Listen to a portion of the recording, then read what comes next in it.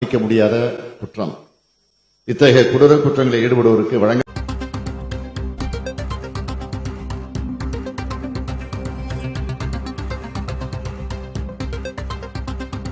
பெண்களை பின்தொடர்ந்தால் 5 ஆண்டு வரை சிறை தண்டனையும் பிணையில் விடுவிக்க முடியாதபடி தண்டனையும் வழங்கப்படும் என்று குறிப்பிடப்பட்டிருக்கிறது. மேலும் பல்வேறு சட்டத்திருத்தங்கள் இந்த மசோதாவில் மேற்கொள்ளப்பட்டுள்ளன.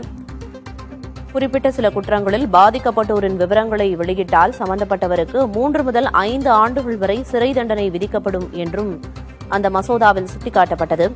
பெண்களுக்கு துன்பம் விளைவித்தலை தடை செய்கிற சட்டத்திருத்த மசோதா சட்டப்பேரவையில் தாக்கல் செய்து முதலமைச்சர் உரையாற்றினார்.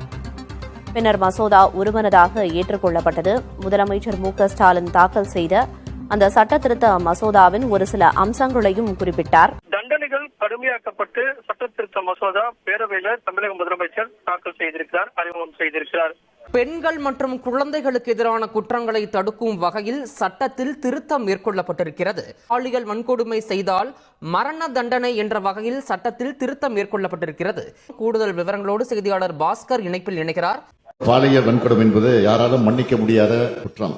இத்தகைய கொடூர குற்றங்களில் ஈடுபடுவோருக்கு வழங்கப்பட வேண்டிய தண்டனை என்பது இத்தகைய செயல்களில் ஈடுபட முனைவோருக்கான கடும் எச்சரிக்கையாக இருந்திட வேண்டும். இந்த வகையில் பிஎன்எஸ் சட்டத்தின் கீழும் நமது மாநில அரசு சட்டங்களின் கீழும் ஏற்கனவே இத்தகைய குற்றங்களுக்கு தண்டனைகள் வரையறுக்கப்பட்டிருந்தாலும் இத்தண்டனைகளை மேலும் கடுமையாக்கிட வேண்டிய அவசியம் உள்ளதாகவே இந்த அரசு கருதுகிறது. இந்த அடிப்படையில் இத்தகைய குற்றங்களுக்கான தண்டனையை மேலும் கடுமையாக்குவதற்காக பிஎன்எஸ் மற்றும் சட்டங்களில் மாநில சட்ட திருத்தத்திற்கும் தமிழ்நாடு 1998ஆம் ஆண்டு பெண்ணிற்கு துன்பம் விளைவித்தலை தடை செய்யும் சட்ட திருத்தத்திற்கும் சட்ட முன்வடிவுகளை பேரவையில் ஒப்புவதற்காக முன்வைக்கிறேன். சென்னையில் ஒரு மாணவி மீது நடத்தப்பட்டிருக்கக்கூடிய பாலியல் வன்கொடுமை என்பது அதை யாராலும் நிச்சயமாக ஏற்றுக்கொள்ள முடியாது. இது குறித்து இந்த அவையில உண்மையான அக்கறையோடு பல உறுப்பினர் பேசியிருக்கிறீங்க. இதை பயன்படுத்தி இந்த ஆட்சி மேல தவறான எண்ணத்தை உருவாக்குவதற்காகவும் சில உறுப்பினர்கள் பேசியிருக்கிறீங்க. யாருக்கு எந்த நோக்கம் இருந்தாலும் பாதிக்கப்பட்ட பெண் அந்த பெண் பக்கம் நின்று அவருக்கு சட்டப்படி நியாயம் பெற்று தரக்கூடிய காரியத்தை தவிர தமிழ்நாடு அரசுக்கு வேறு எந்த நோக்கமும் இல்லை என்பதை தெளிவா உறுதியா ஆணித்தரமா முதலே நான் சொல்லிக்க விரும்புகிறேன். குற்றம் நடந்த பிறகு ஒருவேளை குற்றவாளியை உடனடியாக கைது செய்யாமல் விட்டு இருந்தா அரசை நீங்கள் குறை சொல்லலாம். ஆனால் சில மணி நேரத்துக்குள்ள குற்றவாளியை கைது செஞ்ச பிறகும் குற்றம் சம்பந்தப்பட்ட ஆதாரங்களை எல்லாம் திரட்டின பிறகும் அரசை குறை சொல்றது அரசியல் ஆதாயத்துக்கான தவிர உண்மையான அக்கறையோடு செயல்படுகிறது இல்லை என்பதை இந்த மாமன்றத்தில் நான் பதிவு செய்ய விரும்புகிறேன். 24/12/2024 அன்று பிற்பகல் சென்னை மாணவி ஒருவர் கொடுத்த புகாரின் அடிப்படையில் கோட்டூர்புரம் அனைத்து மகளிர் காவல் நிலையத்தில் உடனடியாக வழக்கு பதிவு செய்யப்பட்டுச்சு. உடனடியாக தீவிர விசாரணை மேற்கொள்ளப்பட்டுச்சு. மறுநாள் காலையிலே இந்த சம்பவத்தில் ஈடுபட்ட குற்றவாளி ஞானசேகரன் காவல்துறையால் கைது செய்யப்பட்டார். இருந்தாலும் எதிர்க்கட்சி என்ன குற்றச்சாட்டு சொல்றாங்க? முதல் தகவல் அறிக்கை கசிந்தது தொடர்பாக பேசுறாங்க. அதுக்கு காரணம் யாரு? ஒன்றிய அரசின் கீழ் செயல்படுகிற என்ஐசி, நேஷனல் இன்ஃபர்மேட்டிக்ஸ் சென்டர், அது நம்ம காவல்துறையால் உடனடியாக சுட்டிக்காட்டப்பட்டு அதற்கு பின்னால் அந்த தொழில்நுட்ப கோளாறும் சரி செய்யப்பட்டிருக்கிறது. அது தொடர்பாக அந்த அமைப்பும் நிறுவனமும் விளக்கம் கொடுத்து கடிதமும் எழுதியிருக்கிறாங்க. என்ஐசியிலிருந்து கடிதமும் எழுதியிருக்கிறாங்க. அடுத்து பாதுகாப்பு இல்லை, கேமரா இல்லை, 19 ரூபா சொல்ற குற்றச்சாட்டும் உண்மை இல்லை. சம்பவம் நடந்த வளாகத்தில் சுத்தி இருக்கக்கூடிய பகுதிகளில் இருந்த கண்காணிப்பு கேமராக்கள் உதவியோடு தான் குற்றவாளி அடையாளம் காணப்பட்டு கைது செய்யப்பட்டிருக்கிறார். மூன்றாவது குற்றச்சாட்டு, முதல் தகவல் அறிக்கை வெளியானதை வச்சுட்டு யார் அந்த சார் அப்படின்னு கேட்குறீங்க. மாண்புமிகு உயர்நீதிமன்ற உத்தரவுப்படி நியமிக்கப்பட்ட சிறப்பு புலனாய்வு குழு தான் இப்ப இந்த புகாரை விசாரிக்கிறாங்க. கைது செய்யப்பட்ட குற்றவாளி குண்டர் சட்டத்தின் கீழ் சிறையில் அடைக்கப்பட்டிருக்கிறார். இந்த புலன் விசாரணையில வேற யாராவது குற்றவாளி இருக்காங்களான்னு தெரிய வந்தா அது யாரா இருந்தாலும் சரி, மீண்டும் மீண்டும் சொல்றேன், அது யாரா இருந்தாலும் சரி, அவங்க மேல தயவு தாட்சணமே இல்லாம காவல்துறை கடுமையான நடவடிக்கை எடுக்கும். 100% உறுதியோடு நான் சொல்லிக்கொள்றேன். அது மட்டும் இல்ல, இன்னும் முக்கியமானது, இந்த வழக்கில் விரைந்து விசாரணை மேற்கொண்டு 60 நாட்களுக்குள்ள குற்றப்பத்திரிகையும் தாக்கல் செய்யப்படும். அதோட சிறப்பு நீதிமன்றம் மூலம் இந்த வழக்கை விரைந்து விசாரிக்க அனைத்து முயற்சிகளையும் அரசு எடுத்து குற்றவாளிகளுக்கு உச்சபட்ச தண்டனை கிடைப்பதை உறுதி செய்யும் என்பதை இந்த அவைக்கு நான் மீண்டும் உறுதியோடு தெரிவித்துக் கொள்கிறேன். நான் எதிர்க்கட்சிகளை கேட்க விரும்புவது, ஒரு மாணவி சம்பந்தப்பட்ட சென்சிட்டிவான வழக்கில் வீண் விளம்பரத்துக்காக, குறுகிய அரசியல் லாபத்துக்காக மலிவான செயல மீண்டும் மீண்டும் ஈடுபட வேண்டாம் என உங்ககிட்ட நான் கேட்டுக்கிறேன். இந்த ஒரு சம்பவத்தை வச்சு பெண்களுக்கு பாதுகாப்பே இல்லாமல் இருக்கிறது போல ஒரு சதி தோற்றத்தை உருவாக்க பலர் முயற்சி செய்யறாங்க. நீதிமன்ற அறிவுரையை பின்பற்றி வீண் அரசியலை தவிர்த்தால பெண்களுக்கு பாதுகாப்பு கொடுப்பதற்கு அது பேருதவியாக இருக்கும்னு தெரிவிச்சுக்க விரும்புகிறேன். இன்னைக்கு தமிழ்நாடு பெண்களுக்கு குழந்தைகளுக்கு பாதுகாப்பு மாநிலமாக திகழுது. இது தொடர்பான ஒரு புள்ளி விவரத்தை நான் சொல்ல விரும்புகிறேன். இந்தியாவிலேயே பெண்களுக்கு பாதுகாப்பான முதல் 10 மாநகரங்களில் நம்ம கோவையும் சென்னையும் இருக்கு. பெண்கள் அதிகம் பேர் வேலைக்கு செல்லும் மாநிலம் தமிழ்நாடு தான் முன்னிலையில் இருக்கு. 10 லட்சத்துக்கு உட்பட்டு இருக்கக்கூடிய மக்கள் தொகை உள்ள சில சிறிய நகரங்களில் திருச்சி, வேலூர், ஈரோடு, சேலம், திருப்பூர் ஆகிய 5 நகரங்களும் முதல் தரவரிசையில் பாதுகாப்பான நகரங்களாக இருக்கு. சென்னை மாணவி விவகாரத்தில் மட்டும் இல்லாமல் எந்த பாலியல் வன்கொடுமை புகாரிலையும் இந்த அரசு நடவடிக்கை எடுக்காம வேடிக்கை பார்த்ததும் இல்லை, விலகி நிற்கிறதும் இல்லை. மனசாட்சி இல்லாம பேசுறவங்க கடந்த அதிமுக ஆட்சியில் பொள்ளாச்சியில் என்ன நடந்ததுன்னு கொஞ்சம் நினைச்சு பாருங்க. கொஞ்சம் நினைச்சு பாருங்க. பொள்ளாச்சியில் நடந்தது ஒரு பெண் சம்பந்தப்பட்ட பாலியல் குற்றம் இல்லை, தொடர்ச்சியா பல பெண்களுக்கு பாலியல் வன்கொடுமை 2 வருஷமா நடந்திருக்கு. ஒரு கும்பல் செஞ்சுட்டு வந்திருக்கு. அன்றைய அதிமுக ஆட்சி எந்த நடவடிக்கை எடுக்கல. சிபிஐ கிட்ட இந்த வழக்கு போன பிறகுதான் உண்மையெல்லாம் வெளிச்சத்துக்கு வந்துச்சு. பாதிக்கப்பட்ட பெண்களில் ஒருவர் தனக்கு நேர்ந்த கொடுமையை பற்றி தன்னோட அண்ணன் கிட்ட சொல்றார். பிரச்சனைக்குரிய 4 பேரையும் அவரே பிடிச்சு கொண்டு வந்து பொள்ளாச்சி டவுன் காவல் நிலையத்தை ஒப்படைக்கிறார். பாலியல் தொல்லை, படம் எடுத்தல், செயின் பறிப்புன்னு புகார் கடிதம் தர்றார். வீடியோக்கள் 4 குற்றவாளிகளையும் இவங்க ஒப்படைக்கிறாங்க. இதனை பெற்றுக்கொண்ட போலீசார் வழக்கு பதியல, எல்லோரையும் விடுவிச்சிட்டாங்க. இதுதான் அன்றைய முதல்வர் சார் ஆட்சியில சட்டம் ஒழுங்கு லட்சணம். அது மட்டுமா, பெண் கொடுத்த புகாரை அப்படியே குற்றம் செஞ்சவங்கள்ட்ட கொடுத்துட்டாங்க. அந்த புகாரை குற்றம் யார் செஞ்சாலும் அவங்கள்ட்டே கொடுத்துட்டாங்க. இதை அடுத்தது அதிமுக பிரமுகர் வார் நாகராஜன் பாதிக்கப்பட்ட பெண்ணோட அண்ணனை தாக்குகிறார். அந்த புகார் மேலே நடவடிக்கை எடுக்காத அரசு தான் அதிமுக அரசு. பிரச்சனை பெருசாக தெரிஞ்சதும் இதில் சம்பந்தப்பட்ட முக்கிய நபரான திருநாவுக்கரசை கைது செய்யாம ஏதோ 3 பேரை கைது பண்ணி கணக்கை முடிக்க பார்த்தாங்க. ஆனா சிபிஐ விசாரணையில பொள்ளாச்சி சம்பவம் முழுவதுமே அதிமுக பிரமுகர்களால் தான் நடத்தப்பட்டது தெளிவா சொல்லிடுறாங்க. இவங்களை காப்பாற்றுறதுக்காக தான் இப்படி ஒரு சம்பவமே நடக்காத மாதிரி நீங்க பேசுறது கேட்டுதான்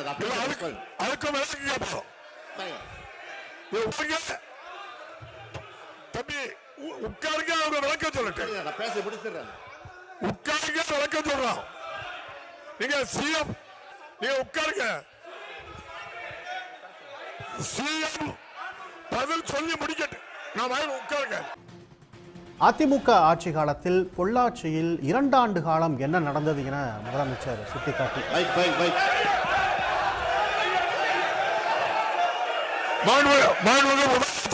சிபிஐ விசாரணையில பொள்ளாச்சி சம்பவம் முழுவதுமே அதிமுக பிரமுகர் நடக்கிறாங்கன்னு தெளிவா சொல்லிட்டாங்க.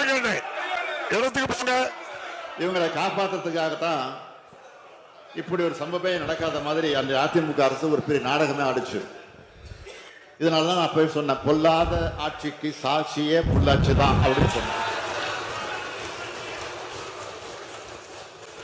இப்படி பெண்களுக்கு எதிரான ஆட்சி நடத்திய சாருங்கள்லாம் இப்ப பேட்ஜ் அணிஞ்சிட்டு வந்து உட்கார்றாங்க. இப்ப பேட்ஜ் அணிஞ்சிக்கிட்டு உட்கார்ந்து மட்டும் போயிட்டாங்க பாதியில.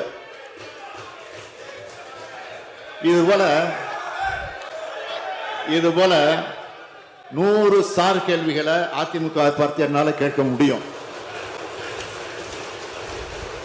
ஒரு முன்னாள் முதலமைச்சர் இந்நாள் எதிர்க்கட்சி தலைவர் தன் பொறுப்பையும் தகுதியும் மறந்து பேட்ஜ் அணிந்து வந்து அரசியல் எந்த அளவுக்கு தாழ்ந்து போக தயாராக இருக்கிறார் என்பதற்கு இது ஒரு எடுத்துக்காட்டு. அரசு மேல குற்றச்சாட்டுகளை வைக்கும்போது பொறுப்புகளை உணர்ந்து பேசணும்.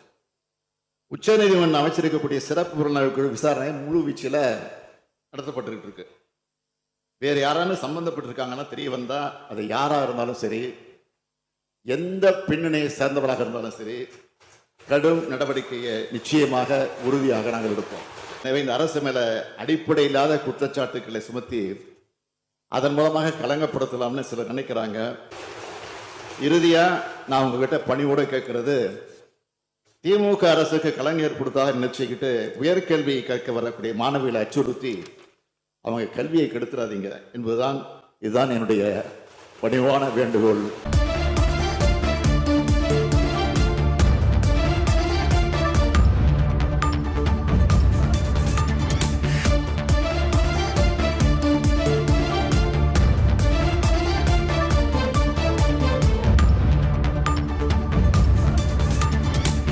எடப்பாடி பழனிசாமிக்கு முதல்வர் ஸ்டாலின் சவால் விட்டிருக்கிறார். பொள்ளாச்சி பாலியல் வழக்கில் 12 நாட்களுக்கு பிறகே வழக்கு பதியப்பட்டது. அதற்கான ஆதாரத்தை கொடுக்க தயார் என முதலமைச்சர் ஸ்டாலின் தெரிவித்திருக்கிறார். நான் சொன்னது தவறு என்றால் நீங்கள் சொல்லும் தண்டனையை நான் ஏற்கிறேன் என்றும், நீங்கள் நிரூபிக்கவில்லை என்றால் நான் சொல்லும் தண்டனையை ஏற்றுக்கொள்வீர்களா என்றும் முதலமைச்சர் மு.க.ஸ்டாலின் சவால் விட்டிருக்கிறார். இந்த கேள்வியை தொடர்ந்து பொள்ளாச்சி விவகாரத்தை நான் பேச நேரிடும் என்று முதலமைச்சர் எச்சரித்த பிறகாவும் கூட பொள்ளாச்சி விவகாரத்தில் தவறான தகவல்களை முதலமைச்சர் சபையில் பதிவு செய்கிறார். பொள்ளாச்சி விவகாரத்தில் அதிமுக எடுத்த கடும் நடவடிக்கையின் காரணமாக அந்த பொள்ளாச்சி விவகாரத்தில் கைது செய்யப்பட்டு சிறையில் அடைக்கப்பட்டவர்கள் தற்பொழுது வரையிலும் வெளியில் வர முடியாத அளவுக்கு சிறையில் இருக்கிறார்கள். அந்த அளவுக்கு கடுமையான நடவடிக்கையை அப்பொழுது இருந்த அதிமுக அரசு எடுத்ததாக எதிர்க்கட்சி தலைவர் கூறியிருந்தார். இதற்கு மறுப்பு தெரிவித்து பேசிய முதலமைச்சர் பொள்ளாச்சி விவகாரத்தில் சம்பவம் நடந்து புகார் தெரிவிக்கப்பட்டு 12 நாட்களுக்கு பிறகு வழக்கு பதிவு செய்யப்பட்டது என்ற ஒரு கருத்தை முதலமைச்சர் பதிவு செய்தார். அதற்கு மீண்டும் மறுப்பு தெரிவித்து பதிலளித்த எதிர்க்கட்சி தலைவர், பொள்ளாச்சி விவகாரத்துல புகார்தாரர் கொடுத்த ஒரு பெண் தான். அவர் புகார் கொடுத்த 26 மணி நேரத்துக்குள்ளாக 3 பேர் கைது செய்யப்பட்டு சிறையில் அடைக்கப்பட்டார்கள். அவர்களுக்கு சட்டத்தின்படி தண்டனை வாங்கி கொடுத்து இதுவரையிலும் அவர்கள் வெளியில் வர முடியாத அளவுக்கான கடும் நடவடிக்கைகளை எடுத்தது அப்போது இருந்த அதிமுக அரசு. ஆனால் அது தொடர்பான தவறான தகவல்களை முதலமைச்சர் தெரிவிப்பதாக எதிர்க்கட்சி தலைவர் குற்றம் சாட்டினார். அப்படி குற்றம் சாட்டிய எதிர்க்கட்சி தலைவர்களுக்கு சவால் விடுவது போல முதலமைச்சர் பொள்ளாச்சி விவகாரத்துல 12 நாட்களுக்கு பிறகு எஃப்ஐஆர் பதிவு செய்யப்பட்டதற்கான ஆதாரத்தை நாளைய தினம் சபாநாயகரிடம் நான் சமர்ப்பிக்க தயார் எனவும், ஒருவேளை அப்படி சமர்ப்பிக்க தவறிட்டாலோ அல்லது தவறான தகவலை அவைக்கு கொடுத்தாலோ அதனால் ஏற்படக்கூடிய தண்டனையை நான் ஏற்றுக்கொள்ள தயாராக இருக்கிறேன். இபிஎஸ் ஏற்க, எதிர்க்கட்சி தலைவர் எடப்பாடி பழனிசாமி ஏற்க தயாரா இருக்கிறாரா என்ற ஒரு சவாலை எதிர்க்கட்சி தலைவருக்கு முதலமைச்சர் விடுத்திருக்கிறார். தொடர்ந்து அவையில நீண்ட நேரமாக காரசாரமான விவாதங்கள் ஆளுங்கட்சிக்கும் எதிர்க்கட்சிக்கும் இருந்து வரக்கூடிய சூழல்ல தற்பொழுது இந்த பொள்ளாச்சி விவகாரத்தில் முதலமைச்சர் மு.க.ஸ்டாலின் அவர்கள் எதிர்க்கட்சி தலைவர் எடப்பாடி பழனிசாமிக்கு ஒரு சவாலை விடுத்திருக்கிறார். பேசினால் நான் பொள்ளாச்சி கதையிலிருந்து ஆரம்பிக்க வேண்டிய ஒரு சூழ்நிலை எங்களுக்கு ஏற்படும். மாண்புமிகு பேரவைத் தலைவர்களே, பொள்ளாச்சி வழக்கை பொறுத்த வரைக்கும் உடனடியாக புகார் தந்த உடனே எஃப்ஐஆர் போடல. அண்ணா பல்கலைக்கழகத்தை பொறுத்த வரைக்கும் நடைபெற்றிருக்கக்கூடிய சமூகத்தில் புகார் கொடுத்த உடனே எஃப்ஐஆர் போடப்பட்டு அடுத்த நாள் சம்பந்தப்பட்ட கைது செய்யப்பட்டிருக்கிறார். ஆனால் நீங்கள் ஆட்சியில் இருந்தபோது பொள்ளாச்சி விவகாரத்தை பொறுத்தவரையில் எஃப்ஐஆர் பதிவு செய்யப்பட்டு 12 நாட்கள் கழித்து தான் கைது செய்யப்பட்டிருக்கிறார். ஆக அந்த 12 நாட்களில் நடந்தது என்ன, அதை காப்பாற்றுவதற்கான முயற்சியில் நீங்கள் ஈடுபட்டிருக்க என்பதுதான் எங்களுடைய குற்றச்சாட்டு. ஆகவே இதை மூடி மறைத்து தவறான தகவலை நம்முடைய எதிர்க்கட்சி தலைவர் இங்கே பதிவு செய்திருக்கிறார். இதுதான் உண்மையானது. உடனடியாக கைது செய்யப்படலை, உடனே எஃப்ஐஆர் போடப்படலை, ரொம்ப காலதாமதமாக தான் எஃப்ஐஆர் போடப்பட்டிருக்கு. 12 நாள் கழிச்சு தான் அதற்கு பிறகு எஃப்ஐஆர் போடப்பட்டு கைது செய்யப்பட்டிருக்கு. இதுதான் உண்மை. போராட்டம் நடத்துற உரிமை இல்லைன்னு சில தவறான வாதங்களை வைக்கிறாங்க. உண்மையை சொல்லணும்னா அளவுக்கு மீறிய ஜனநாயகவாதியா இருக்கீங்கன்னு என்ன சிலர் விமர்சிக்கிறாங்களே தவிர நான் சர்வாதிகாரம் இருப்பதாக யாரும் சொல்ல மாட்டாங்க. அது என்னுடைய இயல்பும் கூட. எதிர்கட்சிகள் மட்டும் இல்ல, கூட்டணி கட்சிகளும் போராட்டம் நடத்துறான்னு சொல்றவன்னா போராட்டம் தவறு இல்லை. போராட வேண்டிய இடத்துல போராடலாம், தவறு இல்லை. போராட்டம் நடத்த ஒதுக்கப்பட்ட இடத்துல போராடலாம், தவறு இல்லை. இத்தகைய போராட்டங்களுக்கு உரிய காலத்தை அனுமதி கேட்டா நாங்கள் கொடுத்திருக்கிறோம். நாங்கள் ஆட்சிக்கு வந்ததிலிருந்து தமிழ்நாட்டில் இதுவரை சுமார் 1 லட்சம் போராட்டங்களுக்கு அனுமதி கொடுத்திருக்கிறோம். நன்றாக அவருக்கும் தெரியும். போராட வேண்டும் என்று சொன்னால், ஆர்ப்பாட்டம் நடத்த வேண்டும் என்று சொன்னால் முன்கூட்டி அனுமதி வாங்க வேண்டும். அதுவும் அனுமதிக்கப்பட்டிருக்கிற இடத்திலே தான் அனுமதி தருவார்கள். அதுவும் காவல்துறையிலே கட்டுப்பாடு. நேற்றைக்கு கூட ஆளுங்கட்சியாளர்களுடைய திராவிட முன்னேற்ற கழகத்தின் சார்பில் பல்வேறு இடங்களில் ஆர்ப்பாட்டங்கள் நடந்திருக்கிறது. திடீரென்று சில நேரம் ஆர்ப்பாட்டங்கள் அனுமதி இல்லாமல் அவர்கள் நடந்த காரணத்தால் அவர் மீது வழக்கு போடப்பட்டிருக்கிறது. ஆளுங்கட்சியாக இருந்தாலும் திமுக மீது வழக்கு போடப்பட்டிருப்பதை நான் ஜி.கே. மணியர்களுக்கு எடுத்து சொல்றேன். சட்டம் ஒழுங்கை பற்றி சிலர் இங்கே குறிப்பிட்டாங்க. என் தலைமையிலான அரசுல காவல்துறை சுதந்திரமாக செயல்படுகிறது. ரவுடி விஷயத்தில் ஈடுபடுகிறவங்க தயவுதாட்சியம் பார்க்காம நடவடிக்கை எடுத்து வருது. இதனால கொலைகள், ரவுடி சம்பந்தப்பட்ட கொலை சம்பவங்கள் மற்றும் ரவுடிகள் தொடர்புடைய சாதிய கொலை சம்பவங்கள் குறைஞ்சிருக்கு. குற்றம் பெருமளவு தடுக்கப்பட்டிருக்கு. மீறி குற்றம் நடந்தால் உடனடியாக குற்றவாளி கைது செய்யப்படுகிறார். உரிய தண்டனை பெற்று தரப்பட்டிருக்கு. யாரா இருந்தாலும் நடவடிக்கை எடுத்திருக்கிறோம். அதுல யாருக்கும் எந்த சலுகையும் கிடையாது. பெரும்பாலான கொலைகள் குடும்ப பிரச்சனை, பணம் கொடுக்கல் வாங்கல், நில பிரச்சனை, தனிப்பட்ட முன்விரோதம், வாய் தகராறு போன்ற காரணங்களுக்காக நடந்திருக்கு. அரசியல் காரணங்கள், சாதிய கொலைகள், மத ரீதியான கொலைகள், ரவுடி கொலைகள் திமுக ஆட்சியில முறையிலே கிளீரப்பட்டு குறைக்கப்பட்டிருக்கு. இந்தியாவிலேயே பாதுகாப்பு மிக்க முதன்மை மாநிலமாக தமிழ்நாடு விளங்குவது என்பது இந்த பேரவைக்கு நான் தெரிவிச்சுக்கிறேன். Please உட்காருங்க. வேலுமுருகன், வேலுமுருகன், வேலுமுருகன். சொல்றோம். வேல்முருகன் பேரை இணைத்துக் கொள்ள வேண்டுகிறேன். மாண்புமிகு பேரவைத் தலைவர் அவர்களே, அவர் விதி 55 கொடுத்திருக்காங்க.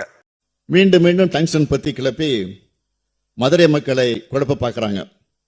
கனிம வளங்கள் விஷயத்துல மாநில உரிமையை ஒன்றிய அரசு பறிக்கிற சட்டத்தை ஆதரிச்சு டங்ஸ்டன் சுரங்க இடத்துக்கு வழிவகுத்து அதிமுக தான். நாங்க இந்த சட்டத்தை நாடாளுமன்றத்தில் எதிர்த்தோம், சட்டமன்றத்திலையும். நீங்க பேசி முடிச்சு முதலமைச்சர் பேசி முடிக்கிட்டு நான் தரேன். குறிச்சு இல்ல முதலமைச்சர் இல்ல முதலமைச்சர் பேசுறதுக்கு அப்புறம் தரேன். தயவு பண்ணி உட்காருங்க, நான் தரேன். துரோக வார்த்தை எடுத்துட்டு தவறு செய்து ஆதரிச்சாங்கன்னு சொல்லிட்டு அப்படி மாத்திருது. சட்டமன்றத்திலையும் நான் அந்த வழக்க சரியான வழக்கு இல்லைங்க. நாங்க நாடாளுமன்றத்தில் எதிர்த்திருக்கிறோம். திமுக மட்டுமல்ல, தோழமை கட்சியும் சேர்ந்து எதிர்ப்பு தெரிவிச்சிருக்கு.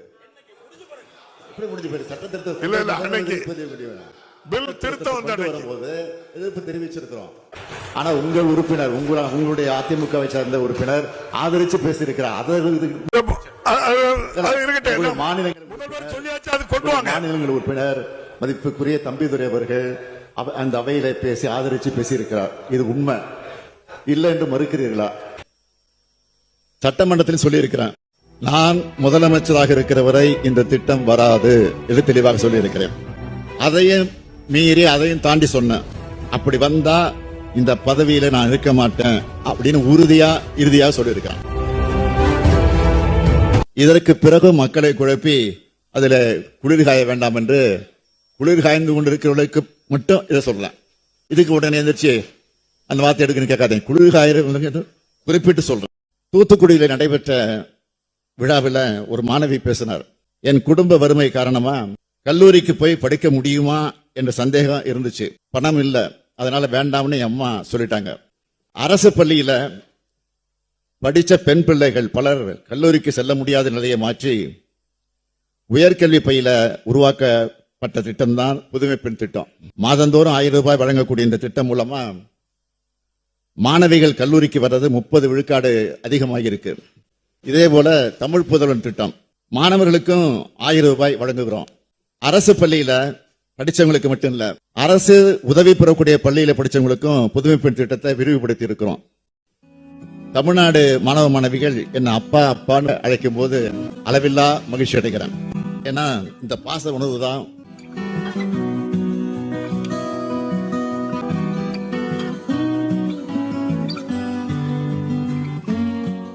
ஊட்டச்சத்தை உறுதி செய்யணும் ஒரு திட்டத்தை தொடங்கி இருக்கோம். போதிய சத்து இல்லாம பிறக்கிற குழந்தைகளுக்கு இந்த திட்டம் மூலமா தீவிர ஊட்டச்சத்து உணவு வகைகள் வழங்கப்பட்டுச்சு. அதுல தீவிர ஊட்டச்சத்து குறைபாடு உள்ளவங்களா கண்டறியப்பட்டு குழந்தைகளை 77.3 விழுக்காடு குழந்தைகள் இயல்பு நிலைக்கு திரும்பி இருக்காங்க.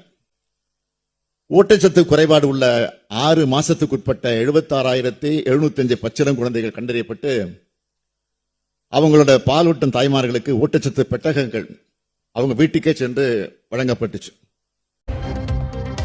விரைவில் தாவேக மாவட்ட செயலாளர்களை தனித்தனியாக சந்திக்கிறார் விஜய். மாவட்ட செயலாளர்கள் நியமனம் செய்யப்பட உள்ள நிலையில் அறிவிப்பு.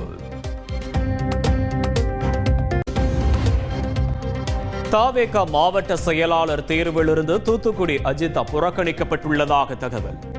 அதிருப்தியில் இருக்கும் அஜிதாவை பொதுச் செயலாளர் ஆனந்த் மாலை சந்திக்க உள்ளதாக தகவல்.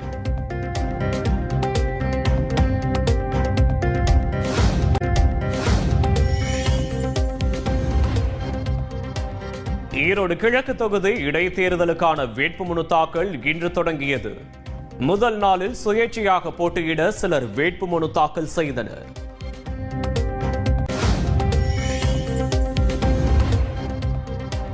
மலைப்பகுதியிலிருந்து பாம்பு கடித்தவரை தொட்டில் கட்டி தூக்கி வந்த மலைவாழ் மக்கள். உடுமலை அருகே சாலை வசதி இல்லாததால் அவல நிலை.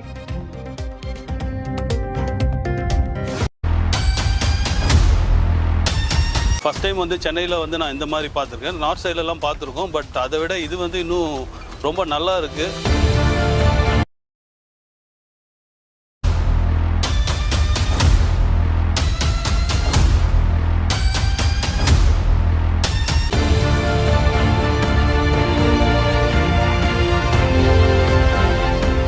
ஜெனரல் பப்ளிக் வந்து நீங்கள் வெளியூர் போய் நீங்கள் இந்த க்ரூயிஸில் எக்ஸ்பீரியன்ஸ் பண்ணுற மாதிரி உங்களுக்கு சென்னையில் வந்து இந்த க்ரூயிஸில் எக்ஸ்பீரியன்ஸ் பண்ணால் நல்லா என்ஜாய்மெண்ட்டாக இருக்கும். Thank you DTDC, thank you Tamil Nadu government, thank you.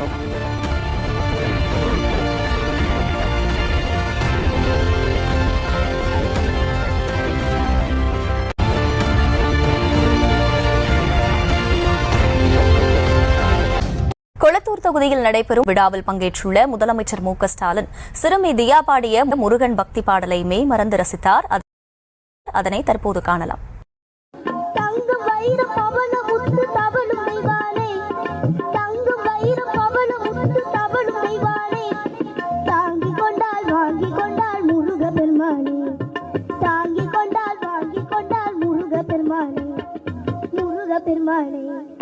குன்றத்திலே குமரனுக்கு கொண்டாட்டம், அங்கே குவிதகமா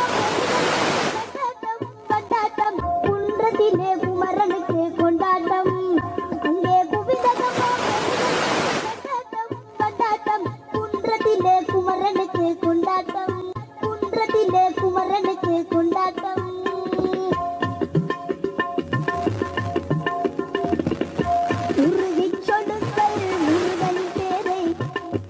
நெருங்கிச் செல்லுங்கள் குமரனின் ஊரை, நெருங்கிச் சொல்லுங்கள் முருகனின் பேரை, நெருங்கிச் செல்லுங்கள் குமரனின் ஊரை.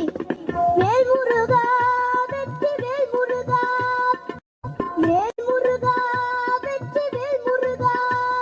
கந்தனுக்கு வேல் வேல் முருகனுக்கு வேல் வேல், கந்தனுக்கு வேல் வேல் முருகனுக்கு வேல் வேல். வேல் முருகா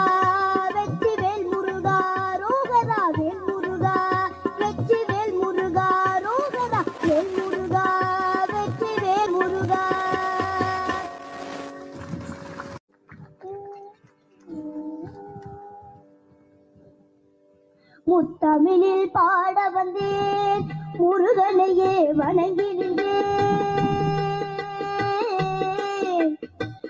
முத்தமிழில் பாட வந்தேன், முருகனையே வணங்கி நின்றேன். தித்திக்கும் குமரன் பெயரில் தெய்வீகானதை கண்டேன். தித்திக்கும் குமரன் பெயரில் தெய்வீகானதை கண்டேன். முத்தமிழில் பாட வந்தேன், முருகனையே வணங்கி நின்றேன். வேலென்றால்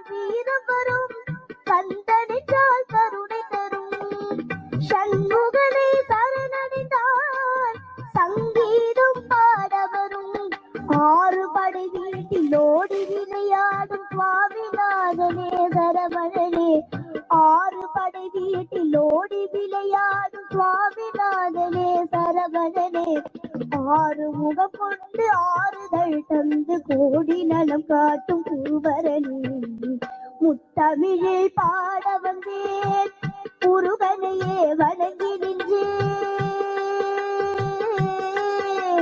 முத்தமிழில் பாட வந்தேன் முருகனையே வணங்கி நின்றேன்.